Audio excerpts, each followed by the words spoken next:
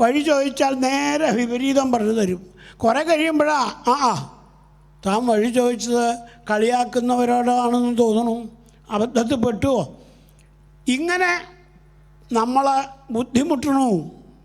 പഞ്ചമസ്കന്ധത്തിലെ വളരെ പ്രസിദ്ധമായ സംസാരക്കാടിനെ വർണ്ണിക്കുമ്പോൾ പറയുന്നുണ്ട്. സംസാരക്കാടെന്ന് പറഞ്ഞാൽ നമ്മുടെ ജീവിതം. കാട്ടിൽ നടക്കുന്ന വഴിയറിയാത്ത ആളുകളുടെ ഒരു ദയനീയാവസ്ഥയാണ് നമ്മുടെ. അതിൽ നിന്നും വിട്ടുപോരാൻ നമുക്ക് സ്വയം സാധിക്കാറില്ല. പരീക്ഷത്തിനത് സാധിച്ചു. അദ്ദേഹം ധൈര്യപൂർവം പറഞ്ഞു, മൃത്യുഭ്യോ ന ബിഭേമ്യഹം. മർത്യനായിട്ടും മൃത്യുവിനെ ഭയമില്ലാതെ പേടിയില്ലാതെ ജീവിക്കാൻ ഉള്ള വഴി ഗുരുനാഥ അവിടുന്ന് പറഞ്ഞു തരുമെന്ന് എനിക്കറിയാം. ഇതാ ശരണം പ്രാപിച്ചു പരീക്ഷിത്ത്. പിന്നെ ആ പരീക്ഷത്തിന് ഗുരുനാഥൻ ശ്രീശുക ബ്രഹ്മർഷി പറയുന്ന ഭാഗങ്ങളാണ് ദ്വിതീയം 1-ാം സ്കന്ധം മുതൽ ദ്വിതീയത്തിലെ 1-ാം അധ്യായം മുതൽ ദ്വാദശത്തിലെ 5-ാം അധ്യായം വരെ. അതിലാണ് മൃത്യുഭ്യോ ന ബിഭേമ്യഹം എന്ന് പരീക്ഷിത്ത് ധൈര്യമായിട്ട് പറയണത്. 5-ാം അധ്യായം ബ്രഹ്മോപദേശമാകുമ്പോൾ ആ ബ്രഹ്മോപദേശം കൂടി കിട്ടിയ ആവേശത്തിലാണ് പറയണത്, ഇനി എനിക്ക് മരണഭയമില്ല, ഞാനിതാ ഭഗവാന്റെ പാദത്തിലേക്ക് എൻ്റെ അച്ഛൻ മുത്തച്ഛൻ തുടങ്ങിയവരൊക്കെ ഇരിക്കുന്നിടത്തേക്ക് എത്തിച്ചേരാൻ പോണു ഗുരുനാഥ. ഗുരുനാഥനോട് യാത്ര പറഞ്ഞ് പരീക്ഷിത്ത് യാത്രയാവുന്ന രംഗം നമുക്കിനി കേൾക്കാം പതുക്കെ. അപ്പോൾ ആ തയ്യാറെടുപ്പ് ഭാഗവതം നമ്മളോട് ചോദിക്കണു, നമുക്ക് ആർക്കെങ്കിലും ഉണ്ടോ? കഥ പറയുന്നതിനിടയിൽ അദ്ദേഹം നമ്മളോട് പറയണ്ടായി എന്ന് നമുക്കാർക്കും അതുണ്ടാവണില്ല. ആ ഒരു തൻ്റെ ഇടം എന്നൊക്കെ പറയാറില്ലേ, അതുണ്ടാവണില്ല. എപ്പോഴും പേടിയാണ് മനുഷ്യന്. ന ബിഭേമ്യഹം എന്ന് പറയാൻ പറ്റണില്ല. സംസാരക്കാടിൻ്റെ അവസ്ഥ അതാണ്. ഇതിനപ്പുറത്തുള്ള സാക്ഷാൽ ഭഗവാന്റെ വൃന്ദാവനത്തിലെ മനോഹരമായ, ഇന്നലെ ഡാൻസിന് കണ്ടില്ലേ, ലളിത ലവംഗല ലതാ പരിശീലന കോമള മലയ സമീരൻ ഉള്ള ആ അന്തരീക്ഷത്തിലേക്കാണ് നമുക്ക് യാത്രയാവേണ്ടത്. ഭഗവാന്റെ ഒപ്പം വിഹരിക്കുന്ന അനവധി ഗോപീജനങ്ങളോടുകൂടെ നമുക്കും ആ വൃന്ദാവനത്തിൽ വിഹരിക്കാം എന്ന ഒരാനന്ദം കിട്ടുന്നില്ല. പരീക്ഷിച്ച് അങ്ങോട്ട് പോവുകയാണെന്ന് ഉറപ്പിച്ചു. അതിനുള്ള ഉപദേശങ്ങൾ ദ്വിതീയം, തൃതീയം, ചതുർത്ഥം, പഞ്ചമം. അതിൽ ദ്വിതീയം കഴിഞ്ഞാൽ ഇനി നമുക്ക് തൃതീയം മുതൽക്കുള്ളതാണ് കേൾക്കേണ്ടത്. ദ്വിതീയം മുതൽ പരീക്ഷത്തിനുള്ള ഉപദേശം ആരംഭിച്ചു. അതിൽ 10 അധ്യായമാണ് ദ്വിതീയ സ്കന്ധം. അതിൽ സർഗം, വിസർഗം, സ്ഥാനം, പോഷണം, ഊതി, മന്വന്തരം, ഈശാനുകഥ, നിരോധം, മുക്തി, ആശ്രയം എന്ന 10 ലക്ഷണങ്ങളാണ് ഭാഗവതത്തിന് എന്ന് വിശദീകരിക്കലാണ് ഉണ്ടായത്. ആ വിശദീകരണം കഴിഞ്ഞതോടെ 10 സ്കന്ധങ്ങൾ ഈ 10 ലക്ഷണങ്ങൾ വിവരിക്കാൻ ശ്രീശുകൻ ഉപയോഗിക്കുന്നു. അപ്പോൾ സർഗവിസർഗാദികൾ തൃതീയം, ചതുർത്ഥം, പിന്നെ പോഷണം ഷഷ്ഠം, പഞ്ചമം സ്ഥാനം. അപ്പോൾ പഞ്ചമവും ഷഷ്ഠമായി, സ്ഥാനവും പോഷണവും. ഊതികൾ അതാണ് സപ്തമസ്കന്ധം. ഊതയ കർമ്മവാസനാഹ, കർമ്മവാസനകൾക്കനുസരിച്ച് ഹിരണ്യകശിപുവും ഹിരണ്യാക്ഷനും രാവണനും കുംഭകർണനും ശിശുപാലനും ദന്തഭക്തനും ഒക്കെ ആയി മാറുന്നവരുടെ കഥകൾ നമുക്ക് അവിടെ കേൾക്കാം. അത് കഴിഞ്ഞാൽ പിന്നെ നമുക്കറിയാം സാക്ഷാൽ അഷ്ടമസ്കന്ധത്തിൽ ഭഗവാൻ ആനയെ രക്ഷിച്ച കഥ, പാലാഴിമഥന കഥ, കോടിക്കണക്കിന് സൂര്യസോമവംശ രാജാക്കന്മാരുടെ കഥ. അതിൽ സൂര്യവംശത്തിൽ ശ്രീരാമനായും സോമവംശത്തിൽ ശ്രീകൃഷ്ണനായും ഭഗവാൻ അവതരിച്ചു. ആ കൃഷ്ണാവതാര കഥകളാണ് 90 അധ്യായം ദശമസ്കന്ധത്തിൽ. അപ്പോൾ സർഗം, വിസർഗം, സ്ഥാനം, പോഷണം, ഊതി, മന്വന്തരം, ഈശാനുകഥ, നിരോധം എന്നാണ് 90 അധ്യായമുള്ള ദശമസ്കന്ധത്തിന് ശ്രീകൃഷ്ണ കഥകൾ മാത്രമായിട്ട് മനസ്സിനെ നിരോധിക്കാൻ ഒട്ടും പാടുപെടണ്ട. മനസ്സ് തന്നെത്താനെ അവിടെ തന്നെ നിന്നോളും. കൃഷ്ണകഥകളിൽ മാത്രം മുഴുകി നിന്നോളും. ഇതിലും വലുതൊന്നുണ്ടെന്ന് വിചാരിച്ചു പോവില്ല. അതാണ് മനോനിരോധത്തിൻ്റെ ഉറപ്പ്.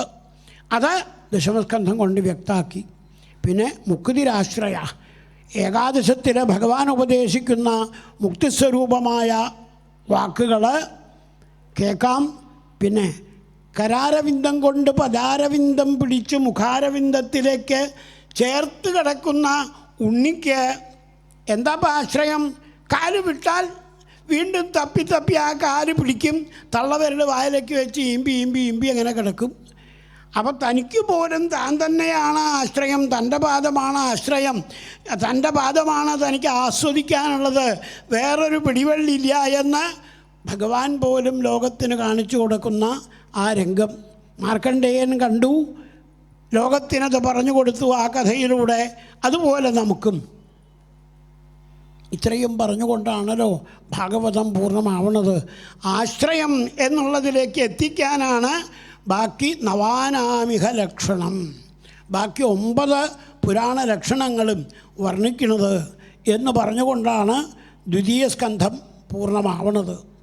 അപ്പോൾ ശ്രീശുകൻ്റെ ഉപദേശത്തിലെ ആദ്യഘട്ടം ക്രമേണ എല്ലാറ്റിനെക്കുറിച്ചും ഒന്ന് പറയലായിരുന്നു. അപ്പോൾ കഥ കേൾക്കണ ആൾ ചോദിക്കും, ഇങ്ങനെ പൊതുവെ എന്ന് പറഞ്ഞാൽ പോരെ, വിസ്തരിക്കണേ. എൻ്റെ കുടുംബത്തിൽ മൈത്രേയനോട് ഭാഗവതോപദേശം കേട്ട് കൃതാർത്ഥനായിട്ടാണ് എൻ്റെ മുത്തച്ഛൻ വിതുരൻ മുത്തച്ഛൻ വന്ന് ധൃതരാഷ്ട്രം മുത്തച്ഛനെ മോക്ഷം കൊടുക്കാനായിട്ട് കൂട്ടിക്കൊണ്ടു പോയതെന്ന് പറഞ്ഞു കേട്ടിട്ടുണ്ട്.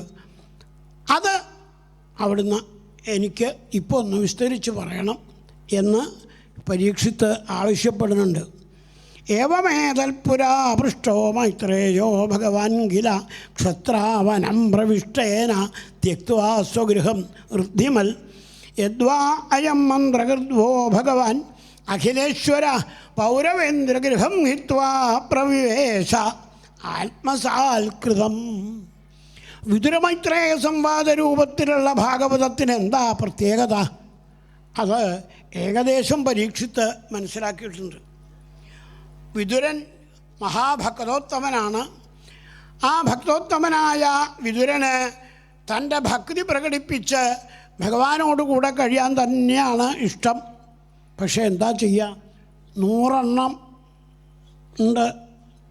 തൻ്റെ ജ്യേഷ്ഠൻ്റെ മക്കൾ എപ്പോഴും വിതുരനെ കുത്തി ചീത്ത പറഞ്ഞുകൊണ്ടിരിക്കണം.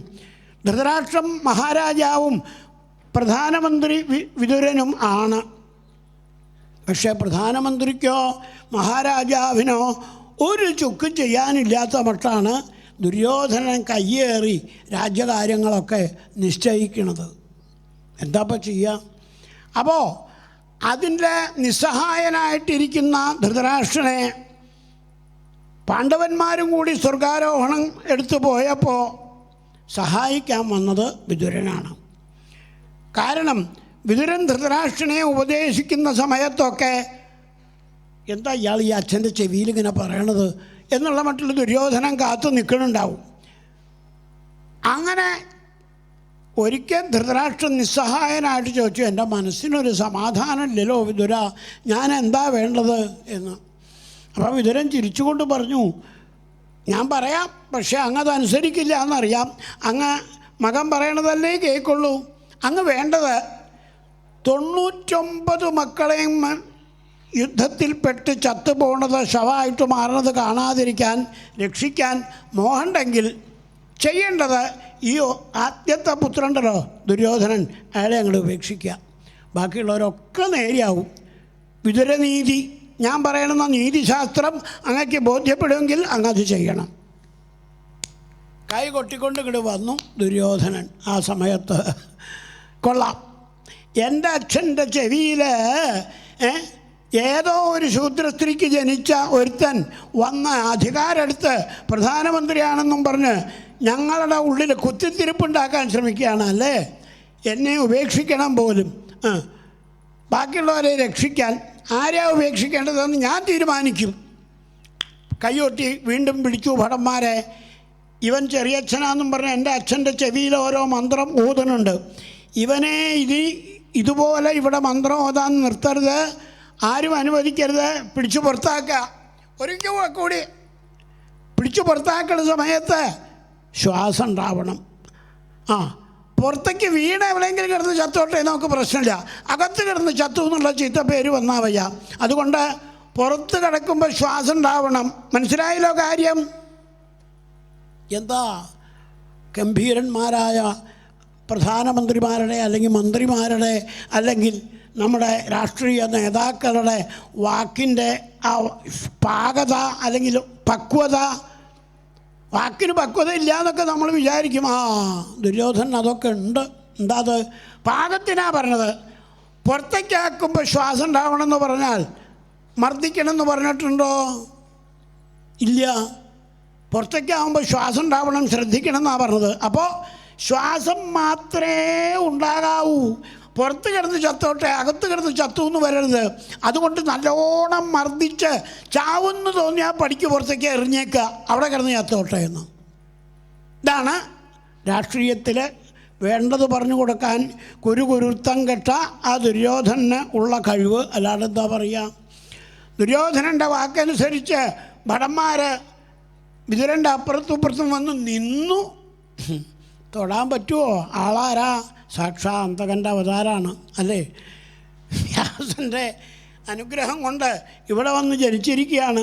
അദ്ദേഹം 4 പാടും നോക്കി ഭൃത്യരോട് പറഞ്ഞു, നിങ്ങൾ വിഷമിക്കേണ്ട, ഞാൻ എന്താ വില്ലും അമ്പും വലിച്ചെറിഞ്ഞു. കണ്ണുപൊട്ടനായ ധൃതരാഷ്ട്ര കാണില്ല വില്ലും അമ്പും വലിച്ചെറിഞ്ഞത്. അതുകൊണ്ട് കേൾക്കാൻ ഒച്ചയുണ്ടാവാനാണ് വലിച്ചെറിഞ്ഞത്.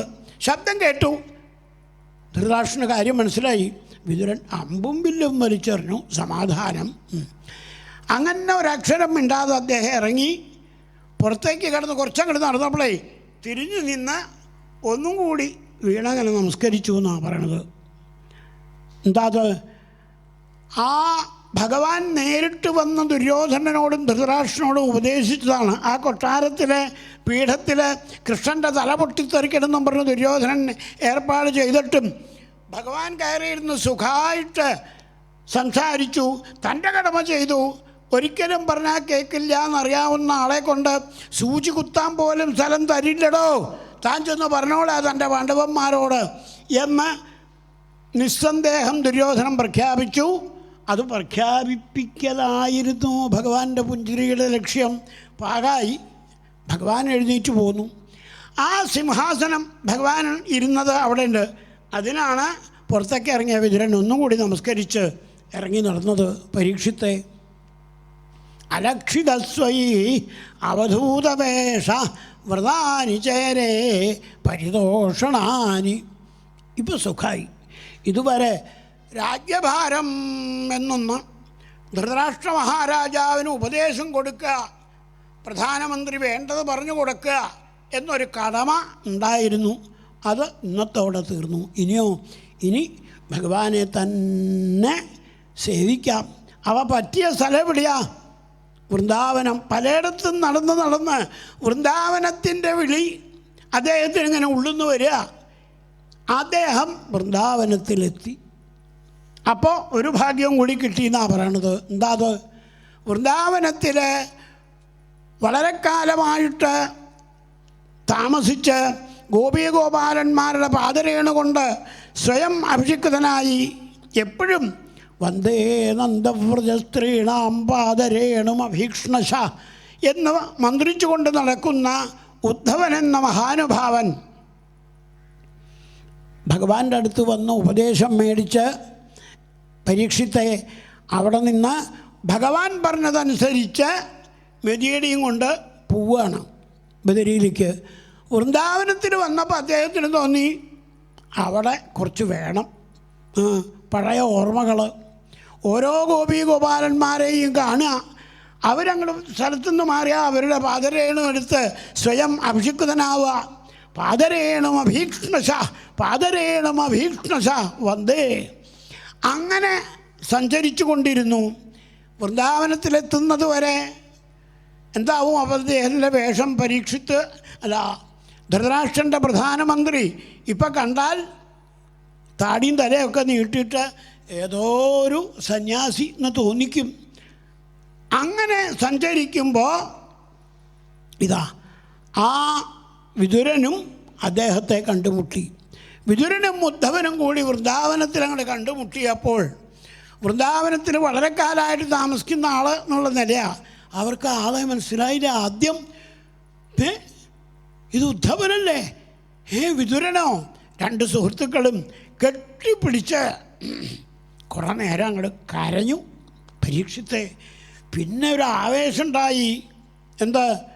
അനവധി ചോദ്യങ്ങൾ വിതുരൻ ഉദ്ധവനോട് ചോദിച്ചുകൊണ്ടേയിരുന്നു. ഭഗവാനെപ്പറ്റി, ഭഗവാന്റെ അച്ഛനമ്മമാരെപ്പറ്റി, ഭഗവാന്റെ പത്നിമാരെപ്പറ്റി, ഭഗവാന്റെ പുത്രപൗത്ര പരമ്പരകളെപ്പറ്റി, ദ്വാരകാപുരിയെപ്പറ്റി എന്നല്ല സകലതും ചോദിച്ചു ആവേശപൂർവം വിതുരൻ ഉദ്ധവനോട്. ശ്രീശുഖൻ പറയാ, പരീക്ഷിത്തെ, ഈ ചോദ്യങ്ങൾക്കൊക്കെ മറുപടി പറയാനാവാതെ കുറച്ചു നേരം ഉദ്ധവനും കണ്ണീരോടുകൂടെ വിതുരൻ്റെ ചോദ്യങ്ങൾക്ക് മുമ്പിൽ അവിടെ ഇരുന്നു. പിടിച്ചു കുലുക്കിക്കൊണ്ട് വിതുരൻ പറയുന്നുണ്ട്, വാർത്താം സഖേ കീർത്തയ തീർത്ഥകീർത്തേ. വൃന്ദാവനത്തിൽ കളകളാരവം പൊഴിച്ച് ഒഴുകുന്ന യമുനാ നദി എങ്ങനെയാ തീർത്ഥമായത്? ഭഗവാന്റെ സാന്നിധ്യം വൃന്ദാവനത്തിലുണ്ടായത് കൊണ്ടാണ്. അതെ, കാളിന്തി നദി, കാളിന്തിയിൽ കാളിയനെ പോലെയുള്ള മഹാവിഷം തുപ്പുന്ന ഭീകരന്മാർ, ദുഷ്ടന്മാർ, ദൂഷിതന്മാർ ഉണ്ടാവുമായിരുന്നു. പക്ഷേ ഭഗവാൻ തൻ്റെ കാലുകൊണ്ട് അതൊക്കെ ചവിട്ടിത്തെറിപ്പിച്ചു. തൻ്റെ കാലടിപ്പാട് അതേ ഉള്ളൂ, വിഷമുള്ളവരാരും ഇവിടെ കിടക്കണ്ട, കാളിയനെ ഓടിച്ചില്ലേ. പിന്നെ എന്തൊരു സ്നേഹ യമുനാ നദിയോട്. ഏട്ടനും മനിയനും ഒക്കെ മാറി മാറി മാറി മാറി യമുനയിൽ നീന്തി തുടിക്കും. ബലരാമൻ വന്ന് യമുനാ നദി ഇപ്പോൾ പഴയ കൃഷ്ണനെയും രാമനെയും ഒക്കെ ഇഷ്ടപ്പെടുന്ന രീതി വിട്ട് ദൂരേക്ക് പിണങ്ങി മാറി ഒഴുകണ പോലെയാണോ? കടമ്പ വൃക്ഷത്തുനിന്ന് കൃഷ്ണൻ നേരിട്ട് ചാടിയതാ കാളിന്തി നദിയിലേക്ക്. ഇന്ന് കാളിന്തി പോയി നോക്കൂ, കടമ്പ വൃക്ഷം ഒരറ്റത്ത് നിൽക്കണു, പിന്നെ അനവധി നീണ്ട മണപ്പുറം, അത് കഴിഞ്ഞ് അപ്പുറത്ത് വളഞ്ഞൊഴുകുന്നൊരു യമുനാ നദി. അപ്പോൾ എങ്ങനെയാണ് ഈ കൃഷ്ണൻ ഇത്രയും മണൽത്തീരത്ത് കൂടെ നടന്ന് വെള്ളത്തിലേക്ക് ചാടാമെന്ന് നമുക്ക് തോന്നും. അതാണ് പ്രകൃതി കുറെ കഴിഞ്ഞാൽ മാറിക്കൊണ്ടേയിരിക്കും. 5000 കൊല്ലം മുമ്പ് നടന്ന കഥയായിട്ടല്ലേ പറയണത്. അപ്പോൾ 5000 കൊല്ലത്തിൻ്റെ മാറ്റം വന്നിരിക്കണു വൃന്ദാവനത്തിൽ. കടമ്പ വൃക്ഷം ഒരു സ്ഥലത്ത്, യമുനാ നദിയിലെ വെള്ളം വേറൊരു സ്ഥലത്ത്. കടമ്പ വൃക്ഷത്തിന് നേരെ ചാടിയതാണ് കാളിയൻ്റെ സ്ഥാനത്തേക്ക്, അല്ലേ? അപ്പോൾ ആ വക കഥകളൊക്കെ അനുസ്മരിച്ചുകൊണ്ടാണ് ഇപ്പോൾ വിതുരനും ഉദ്ധവനും വാർത്താം സഖേ കീർത്തയ തീർത്ഥകീർത്തേ, തീർത്ഥകീർത്തിയായ ഭഗവാന്റെ കഥകൾ പറയൂ ഉദ്ധവ, പറയൂ പറയൂ. വിതുരൻ ഉദ്ധവനെ കുലുക്കിക്കൊണ്ട് ചോദിച്ചപ്പോൾ കണ്ണിൽ കൂടെ ഒഴുകി പ്രേമത്തിൻ്റെ നദീപ്രവാഹം, അശ്രുപ്രവാഹം. അതേപോലെ വിതുരൻ്റെ ചോദ്യപ്രവാഹം. അപ്പുറത്ത് കണ്ണീരായിട്ട് ഒഴുകുന്ന യമുനാ നദി. ഇത് മൂന്നും കൂടി ചേർന്നു ത്രിവേണി സംഗമം എന്നൊക്കെ നമ്മൾ പറയാറില്ലേ.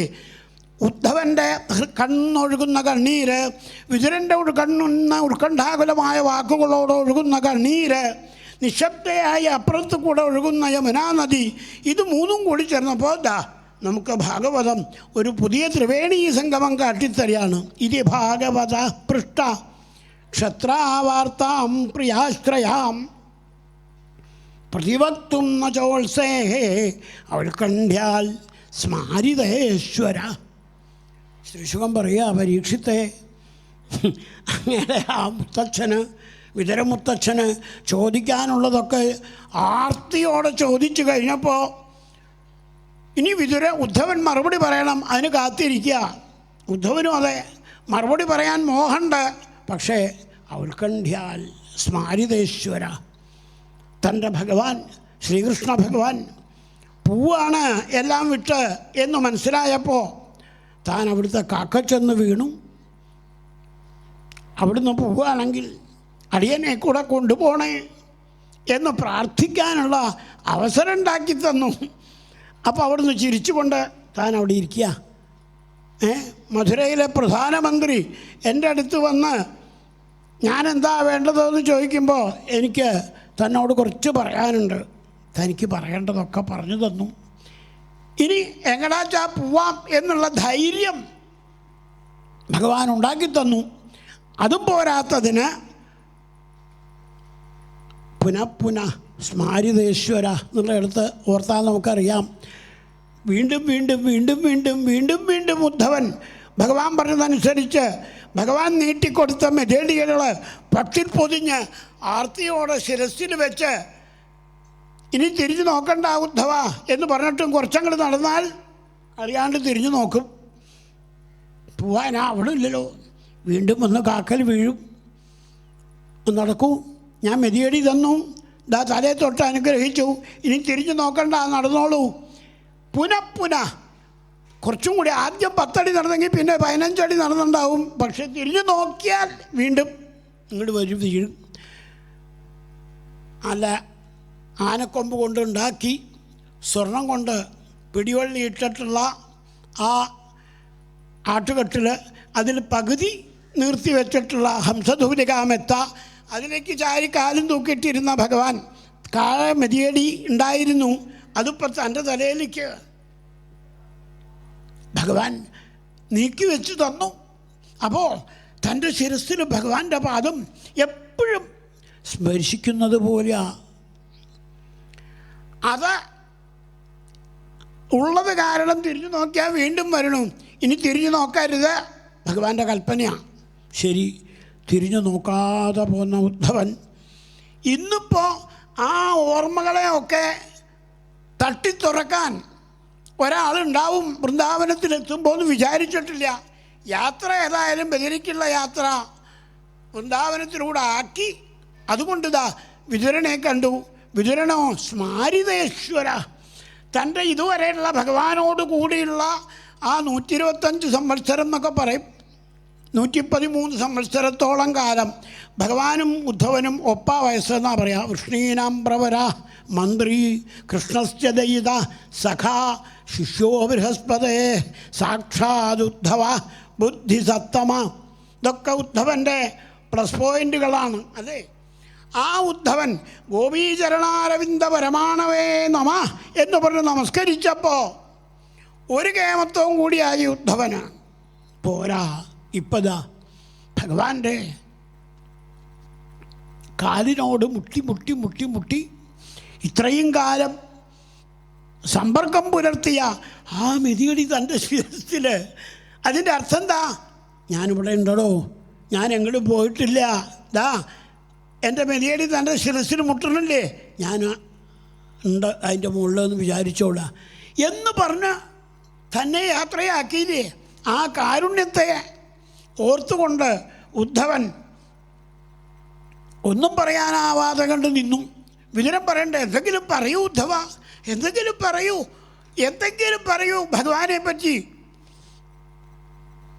ശ്രീശുഖൻ പറയാ, പരീക്ഷിതേ എങ്ങനെയാ അദ്ദേഹം പറയാ? പഞ്ചഹായനോ മാത്ര പ്രാതരാശായ യാചിത തന്നൈച്ഛൻ രചയൻ യസ്യ സപര്യാം ബാലലീലയാ. കുട്ടിക്കാലത്ത് ആരായിരുന്നു ഈ ഉദ്ധവൻ? ശ്രീശുഖൻ പറയാ, അമ്മേ ഉണ്ണികൃഷ്ണൻ ഊണ് കഴിക്കണില്ല, ഞാൻ ഉണ്ണാൻ വരില്ല. അമ്മ ഉണ്ണാൻ വിളിക്കുമ്പോൾ പ്രാതരാശായ യാചിത, എപ്പം തിറങ്ങിയതാ ഉണ്ണി ഈ പൂജ, അതൊന്ന് നിർത്തി വരൂ. ദേ അമ്മ ഇവിടെ എല്ലാം കൂട്ടിക്കുഴച്ച് വെച്ചിരിക്കണോ, വരൂ. ഉണ്ണികൃഷ്ണൻ ഗോപന്മാരോടുകൂടെ ഊണ് കഴിച്ച കാര്യം പറയാറില്ലേ, വന്ന് ഊണ് കഴിക്കൂ എന്ന് അമ്മ വിളിച്ചാലും ഉണ്ണികൃഷ്ണൻ ചിലപ്പോൾ പോവാണ്ടിരിക്കാറുണ്ടല്ലോ. അതുകൊണ്ട് ഞാനും ഇന്ന് എൻ്റെ ഉണ്ണികൃഷ്ണൻ ഊണ് കഴിച്ചാലേ അമ്മ വിളിച്ചിടത്തേക്ക് ഞാൻ വരുള്ളൂ. അമ്മേ ഞാൻ കൊടുത്ത ചോറൊന്നും എൻ്റെ ഉണ്ണികൃഷ്ണൻ ഉണ്ണണില്ല. മണ്ണോ കല്ലോ വെച്ചിട്ട് കണ്ണനുണ്ണി മാമുണ്ണണേ എന്ന് പറഞ്ഞാൽ അത് ഊണ് കഴിക്കാൻ കുട്ടികൾക്ക് പ്രയാസം അല്ലേ. ഭാഗവത അതാ പറഞ്ഞു തരുന്നത്. ഉദ്ധവൻ അങ്ങനെ ആയിരുന്നു, ആരും പറഞ്ഞു കൊടുത്തിട്ടില്ല. രാവിലെ താനുണ്ടാക്കിയ ഭക്ഷണം തൻ്റെ ഉണ്ണികൃഷ്ണൻ ഊണ് കഴിച്ചാലേ താൻ ഊണ് കഴിക്കുള്ളൂ. ഈ കല്ലുകൊണ്ടും മണ്ണുകൊണ്ടും ഉണ്ടാക്കിയ വിഗ്രഹം ഊണ് കഴിക്കുമോ എന്ന് നമ്മൾ ചോദിക്കും. അതാണ് ആ കുട്ടികളുടെ നിഷ്കളങ്കതയ്ക്ക് നല്ല ഉദാഹരണമാണ് ഉദ്ധവൻ. അവർക്കത് മതി. ഇത് ചോറ്, ഇത് കൂട്ടാൻ, ഇത് ഉപ്പേരി എന്നും പറഞ്ഞ് ഓരോ പാത്രത്തിൽ വെച്ചത് ചിലപ്പോൾ എല്ലാം മണ്ണാവും. അത് കൂട്ടാൻ മണ്ണ്, ഇത് വേറെ മണ്ണ്, ഇത് ഉപ്പേരി, ഇത് പപ്പടം, ഇത് മോര്, ഇത് തൈര്, ഇങ്ങനെ നെയ്യൂട്ടിയുരുളയും അതേപോലെ തൈരൂട്ടിയുരുളയും ഒക്കെ ഉണ്ടാക്കി വെച്ചു എന്ന് സങ്കല്പിക്കുക. എന്നിട്ട് ആ യശോദ പറയണ പോലെ കണ്ണനുണ്ണി മാമുണ്ണണേ എന്ന് പറഞ്ഞുകൊണ്ട് ഉണ്ണിക്കണ്ണൻ്റെ വായ കൊടുക്കുമ്പോൾ ഉണ്ണി ഉണ്ണണില്ല അമ്മേ, അതുകൊണ്ട് ഞാനൊന്നും ഉണ്ണില്ല വാശി പിടിക്കുക. കുറേ കഴിഞ്ഞാൽ അമ്മ പറയും സാരമില്ല, ഉണ്ണികൃഷ്ണനെ പൂജിക്കണം, ഉണ്ണി ഊണ് കഴിച്ചോട്ടെ എന്ന് വിചാരിച്ചാൽ ഉണ്ണിക്കാണ്ടിരിക്കണത്, അതുകൊണ്ട് ഉണ്ണി വന്ന് ഊണ് കഴിച്ചിട്ട് നമുക്ക് ആദ്യമേ പൂജിക്കാം. ഉദ്ധവൻ്റെ അമ്മ കൂട്ടിക്കൊണ്ടുപോയി ഭക്ഷണം കൊടുക്കും. തന്നൈക്ഷത്രജഗന്യസ്യ സപരിയാം ബാലലീലയ. അങ്ങനെ ബാലലീലയുടെ കാലത്ത് കൂടി ശ്രീകൃഷ്ണനെ അമിതമായി പ്രേമിച്ചിരുന്ന ഒരു ഹൃദയം, അതിന്ന് 115 വയസ്സ് എന്ന് പറയുമ്പോൾ കാലം എത്രയായി? ഭഗവാനോടുകൂടെ കഴിഞ്ഞ കാലം അതെല്ലാം കഴിഞ്ഞ് ഇതാ പോന്നു. ഇപ്പോൾ പോവാണ് വൃന്ദാവനത്തിൽ കൂടെ ബദരിയിലേക്ക്. യാത്രയിലും മറ്റൊരു ഭക്തനെ കണ്ടു. അതുപോലെ ഭഗവാന്റെ ഒരു ഭക്തൻ വിതുരനും അതൊക്കെ ഓർത്ത് സ്മാരിതേശ്വര. എന്താ അത്? വിതുരൻ ദ്വാരകയിൽ ചെല്ലുമ്പോൾ രുക്മിണി പറയത്രേ, ദുര്യോധനൻ ദ്വാരകയിൽ ചെന്നാൽ ഭഗവാന്റെ മുറിയിലേക്ക് അങ്ങോട്ട് കിടക്കൊന്നുമില്ല. ഭഗവാന്റെ മുറിയുടെ വാതുക്കെ എവിടെയാണ് മെതിയടി നോക്കും. മെതിയടി വാതുക്കെ കണ്ടാവും ഭഗവാൻ അകത്തുണ്ട്, സമാധാനമായി. അവൻ അവിടെ അങ്ങോട്ട് ഇരിക്കും. അല്ല, വിതുരൻ അവിടെ ഇരിക്കും. എന്നിട്ടോ ആ മെതിയടി എടുത്ത് തൻ്റെ ഉത്തരീയം കൊണ്ട് തുടയ്ക്കുക. ഷൂ പോളിഷ് ചെയ്യുന്ന ആളൊക്കെ എത്ര തുടച്ചാലും മതിയാവില്ലേ എന്നൊക്കെ നമുക്ക് തോന്നും. ഇല്ല, മതിയാവില്ല. എത്ര കണ്ട് തിളക്കം വരണോ അത്ര കണ്ട് മിനുസപ്പെടുത്തുക ഈ വേഷ്ടി കൊണ്ടേ. കുറേ കഴിഞ്ഞാൽ രുക്മിണി പുറത്തേക്ക് ഇങ്ങോട്ട് വരുമ്പോൾ ഇവിടെ ഇരുന്ന് ചെരുപ്പ് തുടച്ചുകൊണ്ടിരിക്കുക, മെതിയടി തുടച്ചുകൊണ്ടിരിക്കുക. അതേ അകത്ത് വിതുരനെ കാണാൻ മോഹിച്ച ഒരാളിരിക്കണോ, ചെല്ലോ, നന്നായി ഇവിടെ തന്നെ ഉണ്ടായത്. ഇത് കേട്ടോ വിതുരൻ ചാടി എണീക്കും. അതവിടെ വെച്ച് ഭഗവാന്റെ അടുത്ത് ചെല്ലും. വരാ വിതുര, എൻ്റെ കട്ടിലുമ്പോൾ തന്നെ ഇരിക്കുമോ? എന്താ അത്? ഈ ഭാര്യമാർ 16,108 അവർ തലോടി എൻ്റെ കാല് വേദനിക്കാതെ ഇറങ്ങിയപ്പോൾ താനൊന്ന് അവിടെ ഇരിക്കുക, തൻ്റെ മടിയിലേക്ക് ഞാൻ കാല് നീട്ടി അങ്ങനെ കിടക്കാം. അപ്പോൾ താനൊന്ന് തൊട്ടാൽ മതി, കാലിൻ്റെ വേദന മാറും. രുക്മിണിയൊക്കെ പറയാറുണ്ട് എന്നോട്. അതുകൊണ്ട് ഇന്നിപ്പോൾ രുക്മിണി പോയി, ഇനി താൻ അവിടെ ഇരിക്കുക. വിതുരനെ ഇരുത്തി ഭഗവാൻ വിതുരൻ്റെ മടിയിലേക്ക് അങ്ങനെ നീട്ടി വെച്ച് കൊടുക്കും. ഭാഗവതം അനുസ്മരിക്കുന്നുണ്ട്. അങ്ങനെ ഭഗവാന്റെ പാദം മടിയിലേക്ക് എടുത്തി വെച്ച് തലോടണ സമയത്താവും ബലരാമൻ, എന്താ കൃഷ്ണ ഇന്ന് പുറത്തേക്കൊന്നും പോയില്ല, സുഖമില്ല എന്നൊക്കെ ഞാൻ വിചാരിച്ചു. ഇയാൾ വന്നോ? കൃഷ്ണൻ്റെ കാൽത്തലയണ ബലരാമൻ കൊടുത്ത പേരാത്രേ. അതാണ് വിതുരന് കിട്ടിയ ഏറ്റവും വലിയ ഒരു ബിരുദം. തമാശയായിട്ടാണ് ഏട്ടൻ അനന്തസ്വാമി പറയണത്, ബലരാമസ്വാമി പറയണത് എങ്കിലും വിതുരന് അത് ഏറ്റവും വലിയൊരു ബഹുമതിയാണ്. മഹാലക്ഷ്മിമാർക്ക് പോലും കിട്ടാത്ത ഒരു പദവി തനിക്ക് ഭഗവാൻ തന്നിരിക്കണു. എൻ്റെ കാല് തലോട് എന്നും പറഞ്ഞ് കാല് മടിയിലേക്ക് ഇങ്ങോട്ട് വെച്ചാൽ പിന്നെ മടിയിൽ നിന്നും ഭഗവാൻ കാലെടുക്കുന്ന വരെ അവിടെ ഇരുന്നോളണം. അപ്പോൾ അത് കണ്ട ഫോട്ടോ എടുത്ത പോലെയാണ് ബലരാമൻ പറഞ്ഞ കൃഷ്ണൻ്റെ കാൽ തലയണ എന്ന് ഇവിടെ തന്നെ ഉണ്ടല്ലോ. അപ്പോൾ അത്തരം പ്രത്യേക രംഗങ്ങൾ ഭാഗവതം പറയണത് ഇതാ പരീക്ഷിത്ത് ആനന്ദത്തോടെ കേട്ടുകൊണ്ടിരിക്കുന്നു. അങ്ങനെയുള്ള വിതുരൻ ഇന്നിപ്പോൾ ആ സ്മാരിതേശ്വര സ്മരണകൾ ഉള്ളിൽ വെച്ചുകൊണ്ട് ഉദ്ധവനോട് ചോദ്യം ചോദിച്ചു. ഉദ്ധവനോ ഭഗവാനെക്കുറിച്ച് തനിക്ക് പറയാനുള്ളതൊക്കെ പറഞ്ഞു.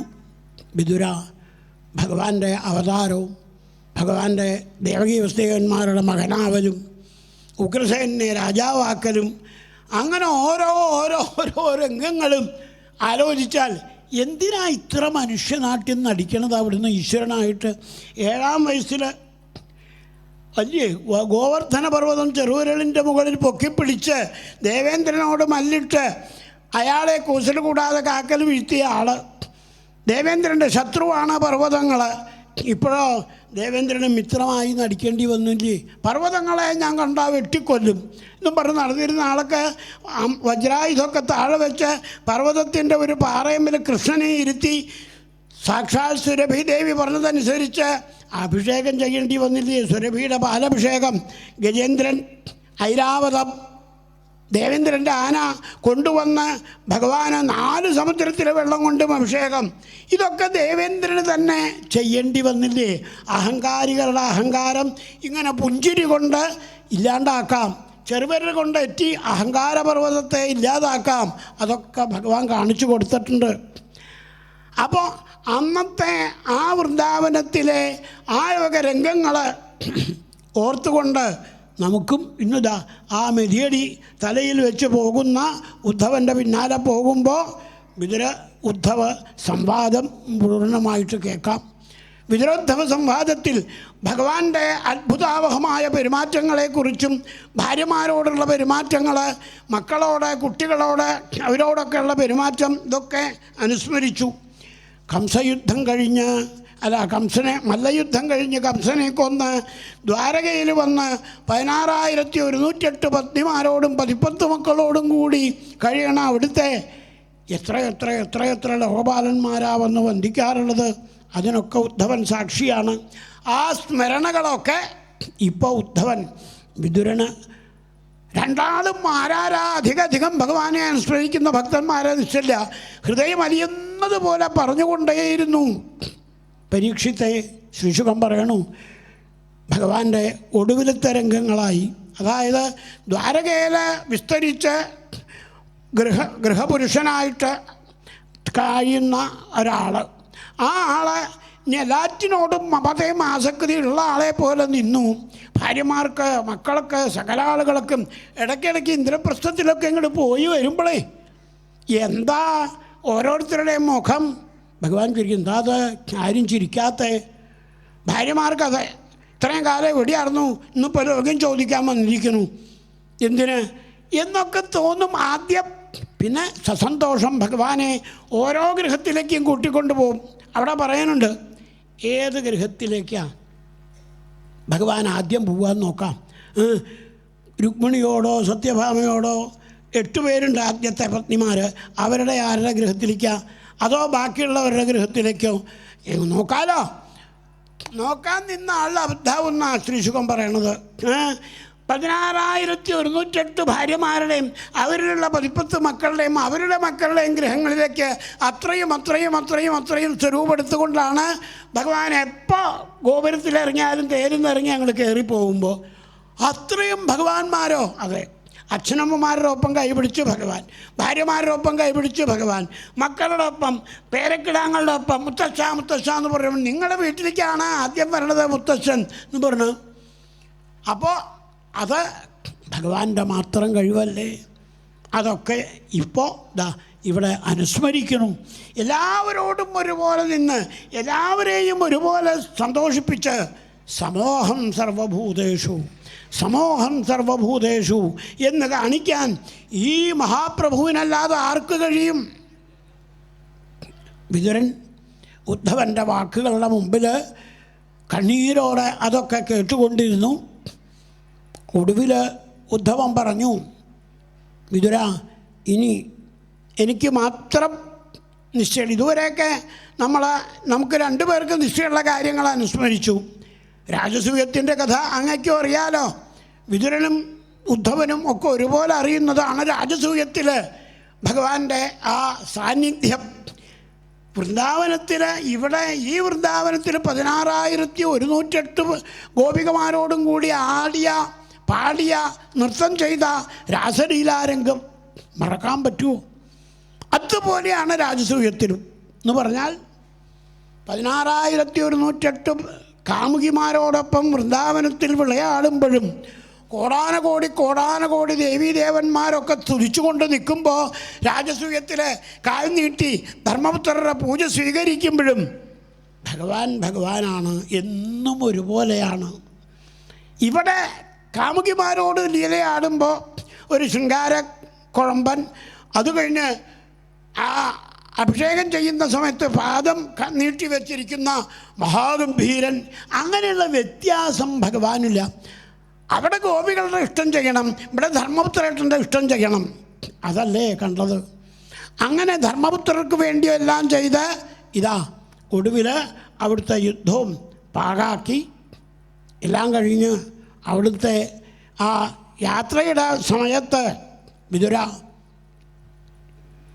അങ്ങക്ക് ഞാൻ മെതിയടി തന്ന് അങ്ങ് പോകുമ്പോൾ ഈ മെതിയടി എൻ്റെ ഓർമ്മയ്ക്ക് ബദരികാശ്രമത്തിൽ കൊണ്ടുവന്ന് വയ്ക്കുക എന്ന് എന്നോട് നിർദ്ദേശിച്ചു ഭഗവാൻ. വിതുര, അതുകൊണ്ടാണ് ഞാൻ ആ മെതിയടി പക്ഷി പൊതിഞ്ഞതാ ശിരസിലെടുത്ത് പോണത്. ഇവിടെ വെച്ച് ഭക്തോത്തമനായ അങ്ങയെ കാണുന്നു ഞാൻ വിചാരിച്ചില്ല. കണ്ടത് സന്തോഷം, ഇനി എന്നെ പോകാൻ അനുവദിക്കണം. അപ്പോൾ വിതുരൻ പറഞ്ഞു, അവിടുത്തേക്ക് ഭഗവാൻ ഭാഗവതോപദേശം ചെയ്തുവെങ്കിൽ ആ ഭാഗവതോപദേശം കൂടി എനിക്ക് അല്പം ഒന്ന് കേൾപ്പിച്ചു തരരുതേ. അപ്പോൾ ഉദ്ധവൻ കണ്ണീര് തുടച്ചുകൊണ്ട് പറഞ്ഞു, വിതുര, അങ്ങയെ ഭാഗവതോപദേശം കേൾപ്പിച്ച് ആനന്ദിപ്പിക്കാൻ മറ്റൊരാളെ ഭഗവാൻ ഏർപ്പാട് ചെയ്തിട്ടുണ്ട്. അത് സാക്ഷാൽ മൈത്രേയനാണ്. അതുകൊണ്ട് അങ്ങ് മൈത്രേയൻ്റെ അടുത്തേക്ക് പൊക്കോളൂ. ഞാനും ഭഗവാനും കൂടിയിരിക്കുന്ന സമയത്ത് മൈത്രേയൻ കാണാൻ വന്നപ്പോൾ ഇതുപോലെ ഞാൻ അവിടുത്തെ വിട്ടുപിരിയാൻ വിഷമിച്ച് നിൽക്കുന്നതൊക്കെ കണ്ടപ്പോൾ മൈത്രേയനും വന്ന് നമസ്കരിച്ചു. അന്ന് മൈത്രേയനോട് പറഞ്ഞിട്ടുണ്ട്. മൈത്രേയൻ ഭഗവാൻ പറഞ്ഞു, ഇപ്പോൾ കണ്ടില്ലേ, ഞാൻ ഉപദേശം കൊടുത്ത് മെടിയടിയും കൊടുത്ത് പൊക്കോളൂ എന്ന് പറഞ്ഞിട്ടും ഇയാൾക്ക് പോകാൻ പറ്റണില്ല. ഇവിടെ കിടന്നിങ്ങനെ ചുറ്റിത്തിരിയുക, കുറച്ച് നടക്കും പിന്നെയും തിരിച്ചു വരും. ഇതുപോലെ എൻ്റെ ഒരു ഭക്തനുണ്ട് വിതുരൻ. അയാൾക്ക് എന്തെങ്കിലും വേണമെന്ന് പറഞ്ഞ് മൈത്രേയ മഹർഷിയെ അങ്ങയെ സമീപിച്ചാൽ എൻ്റെ വാക്കായിട്ട് ആ മൈത്രേയൻ വിതുരന് ഉപദേശം കൊടുക്കണം, ഭാഗവതോപദേശം. അത് കഴിഞ്ഞില്ല, എനിക്ക് സാധിച്ചില്ല, അതുകൊണ്ട് ഞാൻ അങ്ങയെ ഏൽപ്പിക്കുകയാണ് എന്ന് ഭഗവാൻ മൈത്രേയനെ പറഞ്ഞേൽപ്പിച്ചിരിക്കുന്നു. അതും കൂടി വിതുരനോട് ഉദ്ധവൻ പറഞ്ഞപ്പോൾ ശിശുകം പറയേണ്ട പരീക്ഷത്തെ സഹിക്കാനായില്ല വിതുരന്. പൊട്ടിക്കരഞ്ഞുകൊണ്ട് അദ്ദേഹം ഉദ്ധവനെ കെട്ടിപ്പിടിച്ചവിടെ നിന്നു. കുറേ നേരം ഉദ്ധവൻ പതുക്കെ കൈ വിടിയിച്ചു. ശരി, എനിക്ക് ഭഗവാന്റെ ഉപദേശം തരാൻ മോഹിച്ച അവിടുത്തെ മുമ്പിൽ അങ്ങയെപ്പോലെ ചെല്ലാനുള്ള ഭാഗ്യം ഉണ്ടായില്ല. ആട്ടെ, ഞാൻ അന്ന് യുദ്ധക്കളത്തിൽ വെച്ച് ഭഗവാന്റെ അർജുനോപദേശം ഒക്കെ ശ്രദ്ധിച്ചിട്ടുണ്ട്. ഇപ്പതാ അങ്ങും പറയണം ഉപദേശം കിട്ടിയെന്ന്. ഇനി എനിക്കും അതുപോലെ കിട്ടാൻ ഉള്ള വഴി മൈത്രേയൻ കാത്തിരിക്കുന്നുണ്ട്. വിതുര, ചെന്നോളൂ, അങ്ങയെ കാത്തിരിക്കണോ മൈത്രേയനോട് ഭഗവാൻ പറഞ്ഞ് ഏൽപ്പിച്ചിട്ടുണ്ട്. ആലോചിച്ച് നോക്കൂ, അടുത്ത് ചെന്ന് പ്രാർത്ഥിച്ചപ്പോഴാണ് എനിക്ക് ഭഗവാൻ ഉപദേശം തന്നത്. അങ്ങ് പ്രാർത്ഥിച്ചത് മനസ്സുകൊണ്ട് ഉള്ളിലാണ്, ദൂരെ നിന്നാണ്. എന്നിട്ടും ചുറ്റിത്തിരിയുന്ന അങ്ങയെ കണ്ടെത്തിയാൽ ഉപദേശം നൽകണം, ഭാഗവതോപദേശം നൽകണമെന്ന ഭഗവാൻ മൈത്രേയനെ പറഞ്ഞേൽപ്പിച്ചിട്ടുണ്ടെങ്കിൽ എത്രമാത്രം ഭഗവാന്റെ ഹൃദയത്തിൽ ഹേ വിതുര അങ്ങ് നിറഞ്ഞു നിൽക്കണം. പോരെ, ഇതിലധികം ഇനിയൊരു പദവി നേടാനുണ്ടോ? രണ്ടുപേരും ഒരിക്കൽ കൂടി കെട്ടിപ്പിടിച്ച് പൂവായി. ഇത് സഹവിദുരേണ വിശ്വമൂർത്തേർ ഗുണകഥയാ സുധയാ പ്ലാവിതോരുതാപ ക്ഷണമയോപുടിനേയമസ്വസു താം സംഷിത ഉപഗവി നിശാം തതോഗാൽ. ഉദ്ധവൻ നടന്നു പോണത് വിതുരൻ കുറച്ചു നേരം അങ്ങനെ നോക്കി നിന്നു. മെതിയടി ഉദ്ധവൻ കാണിച്ചു കൊടുത്തപ്പോൾ ആ മെതിയടി കെട്ടിപ്പിടിച്ച് ചുംബിച്ച് മേലാസകലങ്ങനെ ആ മെതിയടി കൊണ്ട് ഉരച്ച് ആ മണ്ണിൽ കിടന്നങ്ങനെ ഉരുണ്ടു വിതുരൻ വളരെ വളരെ വളരെ നേരം. അവസാനം ഉദ്ധവൻ പോയി. ഉദ്ധവൻ മെതിയടിയും ശിരസിൽ വെച്ച് കണ്ണെന്ന് മറിഞ്ഞപ്പോൾ അവിടെ വീണ് കിടന്നു ഉരുണ്ട വിതുരൻ പതുക്കെ അവിടുന്ന് എഴുന്നേറ്റിരുന്നു. മൈത്രേയൻ്റെ അടുത്ത് എത്തണം, മൈത്രേയൻ്റെ അടുത്ത് എത്തണം, മൈത്രേയ മഹർഷിയെ കണ്ട് ഭാഗവതോപദേശം തേടണം എന്ന് ഉറപ്പിച്ചു മനസ്സുകൊണ്ട്. അതിന് തയ്യാറായി അദ്ദേഹം പുറപ്പെടുന്നു. പക്ഷേ അവിടെ നിന്ന് അങ്ങോട്ട് നീങ്ങാൻ പറ്റണില്ല. വീണ്ടും അവിടെ ഇരിക്കും. ആ വൃന്ദാവനത്തിലെ മണൽത്തരികൾ ഉദ്ധവൻ പണ്ട് ഒരു തരി അതിൻ്റെ വില അറിയാവുന്നത് കൊണ്ട് ഒരു തരി എടുത്തു എന്നാണ് നമ്മളൊക്കെ പറയാറുള്ളത്. ഭാഗവതം പറയണു, പണ്ഡിതന്മാർ പറയണു, പാദരേണും എന്നാണ് വാക്ക്. ആരുടെ പാദരേണു? നന്ദവ്രജ സ്ത്രീണാം പാദരേണും. രാസലീല നടത്തിയ ഭഗവാനും ഗോപികളും കൂടി ആടിപ്പാടിയ ആ വൃന്ദാവന മണ്ണിലെ പാദരേണുക്കളുടെ എത്ര എത്ര എത്ര എത്ര എത്ര കോടാനകോടി കോടാനകോടി കോടാനകോടി 110 കോടി ഗോപികളെന്നാണ് പറയണത്. അവരോടൊപ്പം നിൽക്കുന്ന അത്രയും സ്വരൂപങ്ങൾ ഭഗവാന്റെ, അവരുടെയൊക്കെ പാദം മുട്ടിയ പാദരേണുക്കൾ കോടാനകോടി പറഞ്ഞാലാവുമോ? അതിൽ നിന്ന് ഒരു പിടി ഭാര്യ എടുത്ത ഉദ്ധവൻ തനിക്ക് ഇത്രയൊക്കെ കൊണ്ടുപോകാനുള്ള അധികാരമുണ്ടോ? ഇല്ല ഇല്ല, ഒക്കെ അവിടെ ഇട്ടു. എന്നിട്ടാണ് ഭാഗവതം പറയണു, പാദരേണും ഏകവചനാണ്. ഒരേ ഒരു മണൽത്തരി മാത്രം ഒരു തുളസിയുടെ ഇലയിൽ വെച്ച് പൊതിഞ്ഞ് തൻ്റെ ശിരസിൽ വയ്ക്കാൻ പോണത് പാദരേണും. അപ്പോൾ ഭക്തന്മാർ പറയണു, അറിവുള്ളവർ അത്രയും വിചാരിക്കേണ്ട, ഒരു പൊടി മുഴുവനും എടുത്തു എന്ന് വിചാരിക്കേണ്ട. വാക്ക് നോക്കൂ, പാദരേണു എന്നല്ലേ. അപ്പോൾ രേണുവിൻ്റെ, അതായത് പൊടിയുടെ കാൽഭാഗം, കാൽപ്പൊടിയുടെ കാൽഭാഗം എടുത്തിട്ടുള്ളൂ എന്ന്. മുഴുവൻ എടുക്കാൻ വയ്യ, അത്രയ്ക്കൊന്നും അർഹത എനിക്കില്ല. വൃന്ദാവനത്തു നിന്ന് മോഷ്ടിക്കുക ഭഗവാന്റെ പാദരേണു. ഭഗവാന്റെ ഭണ്ഡാരത്തിൽ മുളഞ്ഞിട്ട കോലിട്ടിട്ട് അതൊന്ന് നോട്ട് വലിച്ചെടുക്കണം സ്വഭാവം തുടങ്ങിയാലോ? അതുപോലെ വൃന്ദാവനത്തിലെ മണൽത്തരി വാരിയെടുക്കാൻ ഞാനാരാ? ഒരു മണൽത്തരി പോലും എനിക്ക് എടുക്കാൻ അർഹതയില്ല. അതുകൊണ്ട് ഒരേ ഒരു മണൽത്തരിയുടെ കാൽഭാഗം, കാൽപ്പൊടിയുടെ ഒരു തരിയുടെ കാൽഭാഗം മതി, ധാരാളമാണ്. നന്ദവ്രജ സ്ത്രീണാം പാദരേണും. അങ്ങനെ എടുത്തു വെച്ച ഭക്തോത്തമനായ പാദരേണുവിൻ്റെ വില അറിയുന്ന ആ ഉദ്ധവനാണ് ഇന്ന് തനിക്ക് വേണ്ടതൊക്കെ നൽകിയത്. ആ ഉദ്ധവൻ പോയ വഴിക്ക് നോക്കി വീണ്ടും കിടന്ന് ഉരുണ്ട് ഒരു നിലയായപ്പോൾ വിതുരൻ പതുക്കെണീറ്റ് മൈത്രേയമാസീനമഗാധബോധം ക്ഷത്തോപസൃത്യ അച്യുതഭാവശുദ്ധ പപ്രച്ഛ സൗശീല്യഗുണാഭിതൃപ്ത. ചെന്നു കണ്ടു, നമസ്കരിച്ചു മൈത്രേയനെ. ദ്വാരിദ്യുനദ്യാഹ ഹരിദ്വാരം എന്നുള്ള വളരെ പ്രസിദ്ധമായ സ്ഥലത്താണ് മൈത്രേയൻ ഇരിക്കുന്നത്. വിതുരൻ നടന്നു ചെന്ന് മൈത്രേയനെ പ്രദക്ഷിണം വെച്ച് വീണങ്ങനെ നമസ്കരിച്ചു. അവിടെ ശ്രീശുഖം പറയുന്നുണ്ട്, പരീക്ഷത്തെ ആ ഇരിപ്പ് തന്നെ ഒന്ന് കാണേണ്ടതാണ്. മൈത്രേയമാസീനം അഗാധബോധം, അറിവിൻ്റെ ഒരു എന്താ പറയുക, ഒരു പൂർണ്ണരൂപം.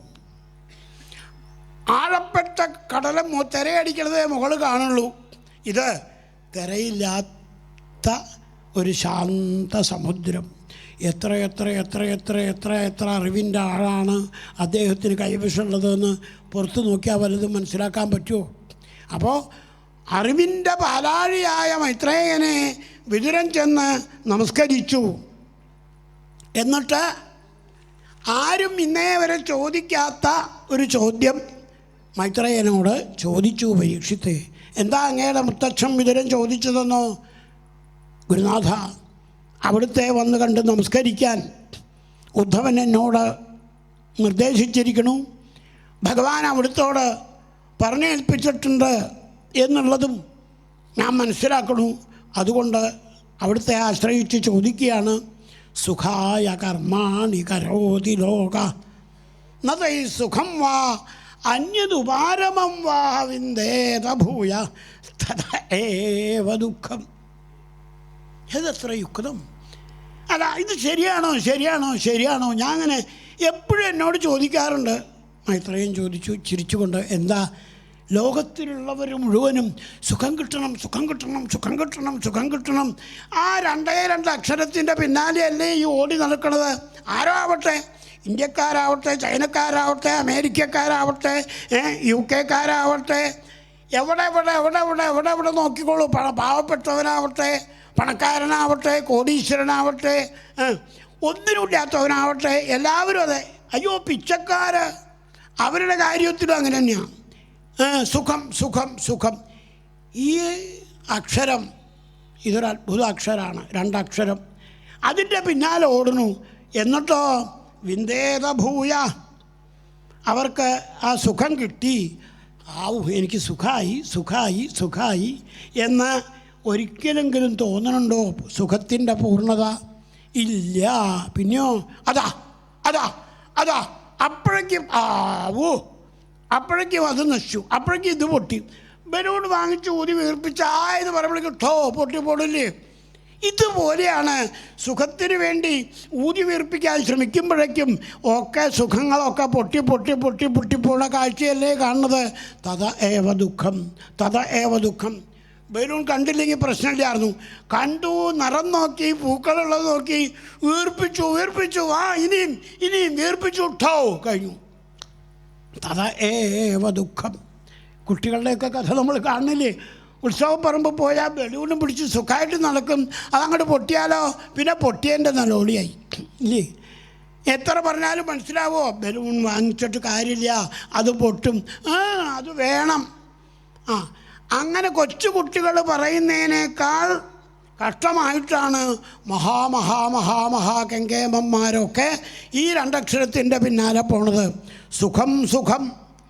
ഭൂമിയെ നാഗമാക്കാൻ വേദസ്തു സൃഷ്ടിച്ച വിശിഷ്ട വസ്തു, അതെങ്ങെന്നു തിരഞ്ഞ് കഷ്ടമായുസ്സു പോക്കുന്നു വൃഥാവിൽ മർത്യർ. ഈ രണ്ടക്ഷരത്തിൻ്റെ പിന്നാലെ പോകാത്തവരായിട്ട് ആരെങ്കിലും ഉണ്ടോ? അതെ, പോയിട്ട് അത് കിട്ടിയെന്ന് പറയുന്നവരാരെങ്കിലും ഉണ്ടോ? ഇല്ലല്ലോ. ദുഃഖം മാത്രമേ അവർക്ക് കിട്ടുന്നുള്ളൂ. നദൈ സുഖം വാ അന്യത് ഉപാരമം വാവിൻ്റേതാ. ആട്ടെ, സുഖം കിട്ടുന്നില്ല എന്ന് മാത്രമല്ല, ദുഃഖത്തിൻ്റെ അളവ് കുറച്ച് കുറയെങ്കിലും ചെയ്യുന്നുണ്ടോ? ഇല്ല. ആ ദുഃഖത്തിൻ്റെ അളവ് കൂടി കൂടി കൂടി കൂടി വരില്ലാതെ സുഖം എന്നുള്ളത് അടുത്തേക്ക് വരണില്ല. അത് അകന്നകന്ന് ചുണ്ടോടെ അടുപ്പിക്കുമ്പോഴേക്കും അകന്നകന്ന് പോയിക്കൊണ്ടിരിക്കുകയാണല്ലോ. എന്താ ഇതിന് കാരണം? അല്ല, ഇവിടുത്തെ മുമ്പിൽ പറയാൻ വയ്യെങ്കിലും അടിയന് തോന്നിയതൊന്ന് പറഞ്ഞോട്ടെ. മൈത്രേയനോട് പറയൂ. അങ്ങയുടെ ചോദ്യം പൂർണ്ണമായിട്ടാവാൻ മറുപടി ചിട്ടാ ഞാൻ. ജനസ്യ കൃഷ്ണാദ്യമുഖസ്യ ദൈവാഹധർമ്മശീലസ്യ സുദുഃഖിതസ്യ ശ്രീകൃഷ്ണ വൈമുഖ്യം. അതാണ് ദുഃഖത്തിന് കാരണം, സുഖമില്ലായ്മയ്ക്ക് കാരണം ഭാഗവത ആദ്യത്തെ ശ്ലോകം ആരംഭിക്കുമ്പോൾ തന്നെ പറയുന്നുണ്ട്, സുഖം അത് ഈശ്വരനാണ്. ഈശ്വരനാകുന്ന സുഖത്തെ മറന്നുകൊണ്ട് നമ്മുടേതായ ലൗകികമായ ഏതോ ഒരു സുഖത്തെ വെറുതെ ഭാവന ചെയ്ത് ആ രണ്ടക്ഷരത്തിൻ്റെ പിന്നാലെ പോണതിന് പകരം യഥാർത്ഥത്തിലുള്ള ഈശ്വരനാകുന്ന ആ സുഖസ്വരൂപത്തെ, ആനന്ദസ്വരൂപത്തെയാണ് നമുക്ക് ആശ്രയിക്കേണ്ടത്. സംശയമില്ലല്ലോ. അപ്പം ശ്രീകൃഷ്ണ വൈമുഖ്യം, സുഖസ്വരൂപമാകുന്ന ഈശ്വരനിൽ നിന്നുള്ള വൈമുഖ്യമാണ് നമുക്ക് സകല ദുഃഖങ്ങളും ഉണ്ടാക്കുന്നത്. ദുഃഖം കുറയുന്നത് പോലുമില്ല എന്ന് കണ്ടിട്ടും ഈ രണ്ടക്ഷരത്തിൻ്റെ പിന്നാലെ പോകാനുള്ള പ്രചോദനം പിന്നെയും ഉണ്ടാക്കുന്നത്. അതുകൊണ്ട് അവിടുന്ന് എനിക്ക് ഈ സുഖത്തിന് വേണ്ടി ദുഃഖത്തിൻ്റെ പിന്നാലെ മാത്രം പോകുന്ന ജനങ്ങളുടെ അവസ്ഥയെപ്പറ്റി ഒന്ന് വിശദീകരിച്ചു തരണം. മൈത്രേയൻ പറഞ്ഞു, സന്തോഷം വിതുര, അങ്ങ് ഇങ്ങനെ ചോദിക്കും എന്ന് എനിക്കറിയാം. അതുകൊണ്ട് ഞാൻ അങ്ങയോട് പറയാൻ തയ്യാറായിരിക്കുകയാണ്. ഇനി ഇവിടുന്ന് ഞങ്ങൾ തൃതീയം ചതുർത്ഥം 2 സ്കന്ധങ്ങളും വിതുര മൈത്രേയ സംവാദമായിട്ടാണ് നമുക്ക് കേൾക്കാൻ സാധിക്കുക. അപ്പോൾ പ്രഥമസ്കന്ധം ശ്രീശുകൻ ആരംഭിച്ചു. അതിൽ ദ്വിതീയവും കൂടി ദ്വിതീയ സ്കന്ധം ശ്രീശുകൻ ആരംഭിച്ചു. അത് കഴിഞ്ഞ് തൃതീയ ആരംഭഴയ്ക്കും വിതുരമൈത്രേയ സംവാദ സ്വരൂപത്തിലുള്ള ഭാഗവതം ശ്രീശുകൻ പരീക്ഷത്തിന് കൊടുത്തുകൊണ്ടിരിക്കുന്നു. സർഗവിസർഗങ്ങൾ എന്നാണ് തൃതീയത്തിനും ചതുർത്ഥത്തിനും പേര്. ഭഗവാന്റെ സൃഷ്ടി ആദ്യം, ഭഗവാന്റെ സൃഷ്ടിയിൽപ്പെട്ട ജീവജാലങ്ങളുടെ സൃഷ്ടി, അത് നമ്മളെപ്പോഴും നാലുപാടും നമ്മുടെ ചുറ്റുപാടും കണ്ടുകൊണ്ടിരിക്കുകയാണല്ലോ, ഇല്ലേ? ഇപ്പോൾ ഒരു മാങ്ങ അണ്ടി കുഴിച്ചിട്ടു, അത് പൊട്ടി മുളച്ചു, 2 ഇല വന്നു, അന്ന് പിന്നെ 3 ഇലയായി, 4 ഇലയായി, അതൊരു ചെടിയായി, അത് വളർന്നു, ഇല്ലേ? ഓരോ പൂക്കളുടെ വിത്തുകൾ നമ്മൾ കുഴിച്ചിട്ടു, അത് ചെറുതായിട്ട് വന്നു, അത് വളർന്നു വലുതായി നമ്മുടെ ചുറ്റും പ്രകാശം പരത്തുന്നു, ഇലകൾ വർദ്ധിക്കണു, പൂക്കൾ വർദ്ധിക്കണു, കായ്കൾ വർദ്ധിക്കണു. ഇങ്ങനെ നമ്മുടെ ചുറ്റും നമ്മൾ സൃഷ്ടിക്കുന്നത് നമുക്ക് കാണാം. നമ്മുടെ ഭാര്യ, മക്കൾ, കുട്ടികൾ, അവരുടെ കുട്ടികൾ, അച്ഛൻ, മുത്തച്ഛൻ, മുതുമുത്തച്ഛൻ, അങ്ങനെയുള്ള വലിയ കുടുംബത്തിൻ്റെ വളർച്ച, ചെടികളുടെ വളർച്ച, മരങ്ങളുടെ വളർച്ച, അതിലുള്ള ഇലകൾ, അതിലുള്ള കായ്കൾ, ഇതൊക്കെ നമ്മളെ ചുറ്റും കാണുന്നുണ്ട്. അപ്പോൾ അതിനെ ഒക്കെപ്പാടെ സർഗവിസർഗാദികൾ എന്ന പേരിലാണ് ഇവിടെ പറയണത്. അതിലാദ്യം ഭഗവാൻ ദേവന്മാരെ സൃഷ്ടിച്ചിട്ടുണ്ട്. ഈ ദേവന്മാർ എല്ലാവരും ഏത് തരത്തിലാണ് സൃഷ്ടി ലോകത്ത് പരക്കുക എന്ന കാര്യത്തെക്കുറിച്ച് ചിന്തിച്ച് അതിനനുസരിച്ച് ജീവിക്കാൻ തയ്യാറായി. ഭഗവാൻ സൃഷ്ടിച്ചവരൊക്കെപ്പാടെ ഭഗവാനെ തന്നെ ചെന്ന് കണ്ട് സ്തുതിച്ചു. എന്താ അത്? ഞങ്ങളാരും അവിടുന്ന് സൃഷ്ടിച്ചിട്ടും ഒന്നിച്ചുകൂടി ഐകമത്യത്തോടെ പ്രവർത്തിക്കാൻ തയ്യാറാവണില്ല. അതുകൊണ്ട് ഞങ്ങൾക്ക് സ്വയം പ്രവർത്തിക്കാനുള്ള ശക്തി അവിടുന്ന് തന്നെ തരണം എന്ന് അവർ പ്രാർത്ഥിച്ചു ഭഗവാനോട്. ഇപ്പോൾ വെള്ളം അതുകൂടിയാൽ തീയില്ല, അതുകൂടിയാൽ വെള്ളമില്ല. തീയിനും വെള്ളത്തിനും കാറ്റ്, ഇങ്ങനെ വെള്ളം, ഭൂമി, വായു, ആകാശം, തേജസ് തുടങ്ങിയ വസ്തുക്കളെയൊക്കെ ഭഗവാൻ സൃഷ്ടിച്ചുവെങ്കിലും ആ ഭഗവത് സൃഷ്ടി നമുക്ക് ഉപകാരമായ രീതിയിലാവാൻ ഭഗവാന്റെ പ്രത്യേകം അനുഗ്രഹം വേണേ എന്ന് ഇവരെല്ലാവരും കൂടി ഭഗവാനെ സ്തുതിച്ചത് ആദ്യം വിശദീകരിച്ചു.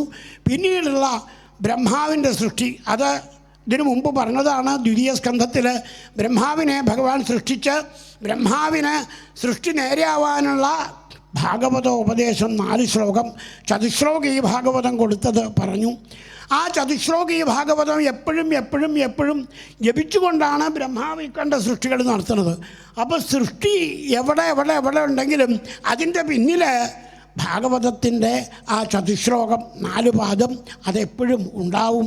അപ്പോൾ ചതുശ്ലോകി ഭാഗവതത്തോടു കൂടി വേണം നമ്മുടെയും ഈ ഹൃദയത്തിൻ്റെ വലിപ്പം, ഈ പ്രപഞ്ചത്തെ കാണുന്ന രീതി, ഇത് ആസ്വദിക്കുന്ന രീതി, അപ്പോൾ യഥാർത്ഥത്തിലുള്ള സുഖം അതിൽ നിന്ന് ലഭിക്കുന്നതായിട്ട് നമുക്ക് അനുഭവപ്പെടും. ഇല്ലെങ്കിൽ ബ്രഹ്മാവിൻ്റെ സ്തുതിയൊക്കെ ഇവിടെ പറയാനുണ്ട്. കുറുവന്തി കാമസുഖലേശലവായ. ഭഗവാനെ അടിയൻ അവിടുത്തെ സ്തുതിക്കണു എന്നേ ഉള്ളൂ. അടിയൻ്റെ സൃഷ്ടിയിൽപ്പെട്ട ഓരോ ജീവജാലങ്ങളും എന്നും കാമസുഖലേശലവായ,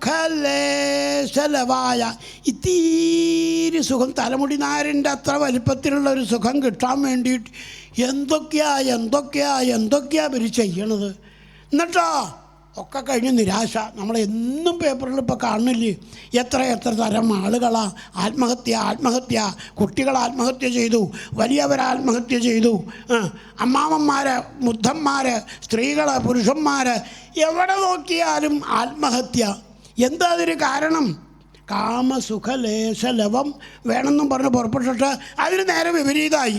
അപ്പോൾ ഇതാണ് ലോകസ്വഭാവം. അതുകൊണ്ട് നമുക്ക് ഈ കാമസുഖലേശലവങ്ങളിൽ നിന്നുള്ള ആവേശം എടുത്ത് ഭഗവാന്റെ അനുഗ്രഹത്തിൻ്റെ ലേശലവം, ആദ്യം പറഞ്ഞില്ലേ, നന്ദവ്രജ സ്ത്രീണാം പാദരേണു, നന്ദവ്രജ സ്ത്രീകളുടെ ഭഗവാനെ പറ്റി പാടുന്നവരുടെ ആ പാദരേണുവിൻ്റെ ഒരു കാൽഭാഗമെങ്കിലും കിട്ടാറാവട്ടെ എന്ന് വിതുരനെ പോലെ ഉദ്ധവനെ പോലെ ഒക്കെ പ്രാർത്ഥിക്കാം. 11:30 മണിയായി. വാക്കുകൾ ഇവിടെ ഗുരുവായൂരപ്പൻ്റെ മുമ്പിൽ, സജ്ജനങ്ങളുടെ മുമ്പിൽ സമർപ്പിക്കുന്നു. ഗോവിന്ദനാമ സങ്കീർത്തനം ഗോവിന്ദ ഗോവിന്ദ.